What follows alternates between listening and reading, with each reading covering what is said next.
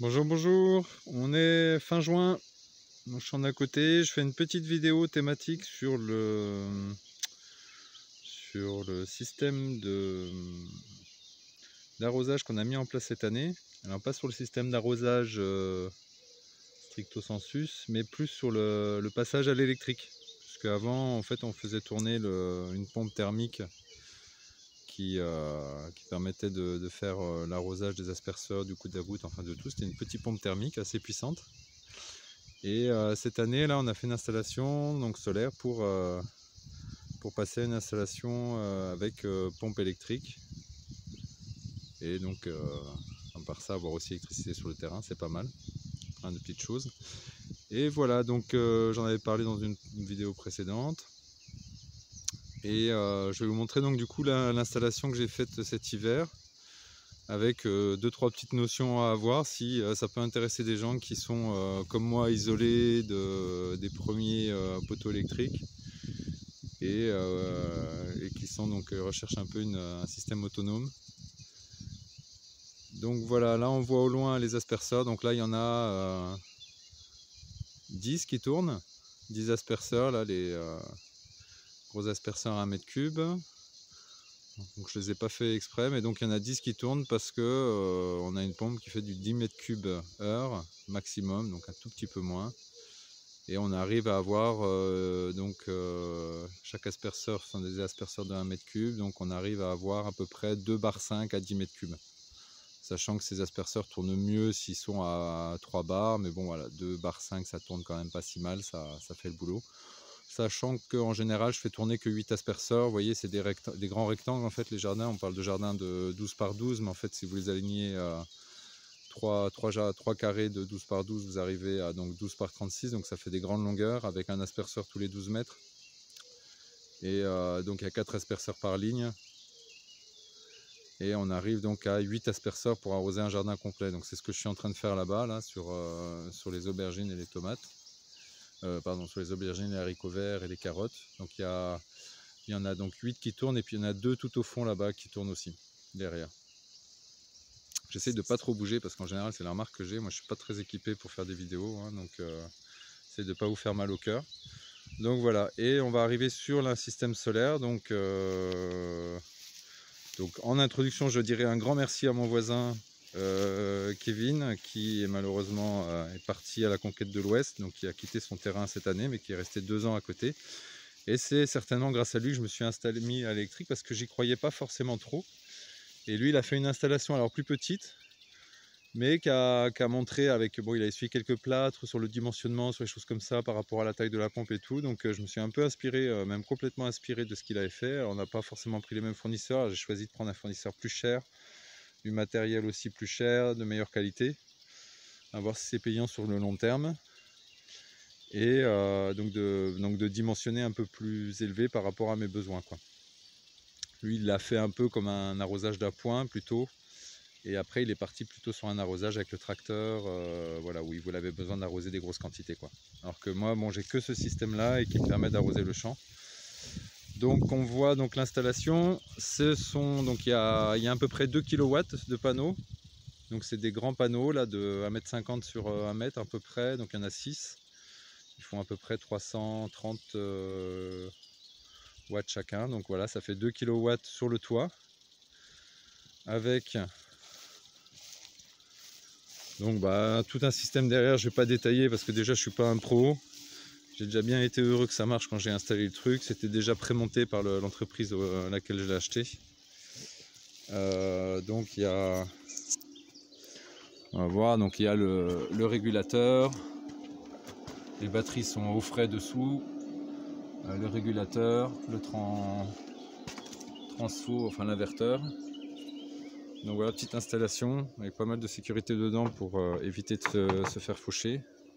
Je vous les dis pas, mais il y en a pas mal. Et ensuite, donc du coup, les 2 câbles partent derrière. Et donc j'en ai fait un partir sur le coin repos qui est de l'autre côté de la haie là. Et puis l'autre qui part sur la pompe. Donc 2 kW de panneaux solaires, et ben on a choisi une pompe de 1,3 kg à peu près. Voilà, sachant que les panneaux solaires sont orientés à 45, ce qui est un avantage en hiver et un désavantage en été. Là typiquement, là il doit être pas loin de midi, le soleil est très haut et en fait vu l'angle, avec 2 kW on perd presque 30%. Je suis tout juste à l'équilibre pour faire tourner la pompe, tout juste. Voire même un peu déficitaire parce que là c'est pas gros soleil, il y a un peu des nuages qui passent, donc mais globalement en fait au printemps typiquement on avait largement assez des panneaux pour faire tourner la pompe. On était toujours plutôt en positif, on tapait quasiment pas dans les batteries. Là il y a 4 batteries de 12 volts, donc on a 48 volts, on a quand même pas mal de réserve. En gros on a 2 heures d'autonomie avec une pompe de 1,5 kW, enfin 1,4 kW, donc ça laisse quand même le champ. Même s'il fait moche un jour, on peut arroser. Et donc là, on a la pompe. Donc avec un petit ballon. Hop. Petite pompe. De qualité aussi. Pas de nez. Avec aussi pas mal de petits pièges et de sécurité pour éviter de se la faire crocher. Parce que ça nous est déjà arrivé.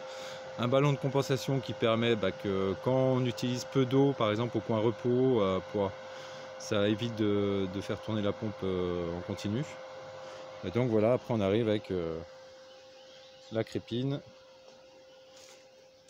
dans la rivière avec une petite surcrépine qui est un tambour de machine à laver.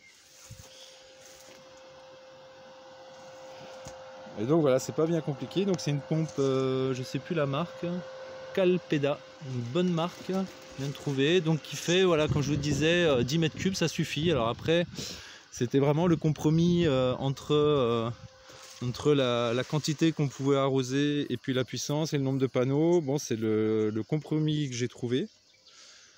Sachant que j'ai en tout 5 jardins à arroser, ça le fait bien. En 3-4 heures d'irrigation, on peut arroser quasiment tout le jardin. Sachant en plus que j'ai agrandi cette année, il y a un peu de la micro-aspersion, il y a un peu du goutte à goutte, plus de goutte à goutte je veux dire. Donc c'est voilà, c'est une installation qui fonctionne bien en général, même des journées comme ça. Je vais arroser 3-4 heures, je vais descendre à 90% de charge de la batterie, donc c'est très honnête, on tape pas trop dedans. Et après, une fois qu'on arrête, en général, à la fin de journée, la batterie elle est pleine de toute façon.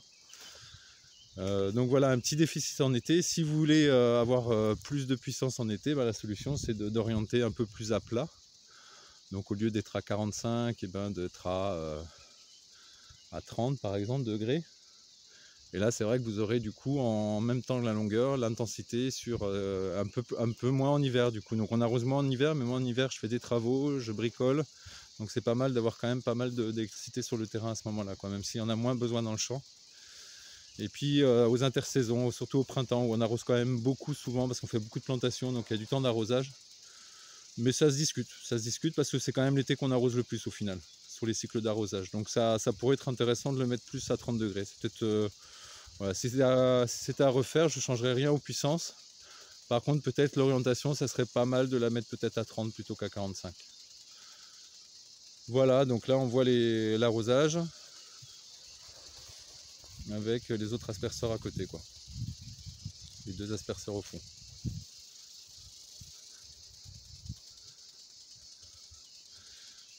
Donc pour info, voilà toute cette installation de tête. Globalement, tout ce qui est panneaux solaires, inverteurs, régulateurs, on s'en est tiré pour autour de 5 000 €. La pompe et le ballon autour de 1 000 €. Et puis après, toute l'installation électrique, plus un peu le bricolage pour faire tenir les panneaux, vous rajoutez peut-être 200 € d'installation. Voilà, donc ça fait quand même voilà, plus de 6 000 € pour cette installation. Par contre, après, le gros avantage par rapport au thermique, que j'ai utilisé pendant des années quand même, c'est que ça tourne, il n'y a pas besoin de recharger l'essence régulièrement, ça tourne en continu. Donc ça fait des économies d'essence, mais ça c'est peut-être pas le plus intéressant, c'est vraiment le confort de travail sur le fait de ne pas aller toujours, en plus comme je m'étais déjà fait voler la pompe, de toujours aller la débrancher, la rebrancher, tout ça. Donc là, comme c'est une pompe électrique déjà, c'est moins attractif. Et puis on peut vraiment la sceller dans le béton et elle bougera plus, quoi. Le thermique, il y a besoin de l'entretenir, il y a besoin de la vidanger régulièrement, donc on ne peut pas se permettre de la sceller pour toujours. Alors l'électrique, il n'y a quasiment aucun entretien. Et donc ça, c'est un gros avantage, un gros confort, plus d'avoir de l'eau vraiment sur le terrain, au coin repos, pour laver les légumes, pour avoir de l'eau courante. Ça, c'est quand même un gros avantage, donc on court beaucoup moins. C'est vraiment un très gros confort de travail. Donc voilà, c'est un gros investissement pour l'arrosage, mais c'est pas tant que ça au vu du confort que ça crée, plus un petit peu de l'économie quand même au niveau de l'essence, puisque je passais peut-être 200 € de sans-plomb dans la pompe chaque année. Voilà. Sinon, pas grand chose à dire. Voilà, si vous avez des questions, n'hésitez pas à faire suivre sur la vidéo si vous voulez plus de renseignements. Allez, il me reste à vous souhaiter un bon appétit puisque c'est le midi.